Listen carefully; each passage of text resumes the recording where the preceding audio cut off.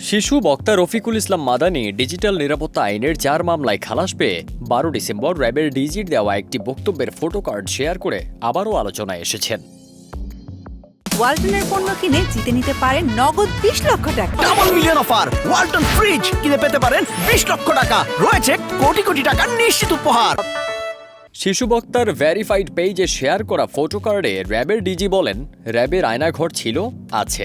গুম খুন কমিশন নির্দেশ দিয়েছে আয়নাঘর সহ যা যে অবস্থায় আছে সেভাবেই রাখার জন্য। আমরা কোনো পরিবর্তন বা পরিবর্ধন করিনি, যা যে অবস্থায় ছিল সে অবস্থাতেই রাখা হয়েছে। এ ফটোকার্ড শেয়ার করে শিশু বক্তা রফিকুল ইসলাম মাদানী ক্যাপশনে লেখেন, এখন আওয়ামী গুজব লীগ কি বলবে, আমি নিজেই এই আয়নাঘরে ছিলাম। আওয়ামী শাসনামলে ডিজিটাল নিরাপত্তা আইনের 4 মামলায় দীর্ঘদিন কারাগারে ছিলেন শিশু বক্তা মাদানী। গত 6 নভেম্বর তিনি এসব মামলা থেকে খালাস পেয়েছেন। ফারদিন সানি, দেশ রূপান্তর।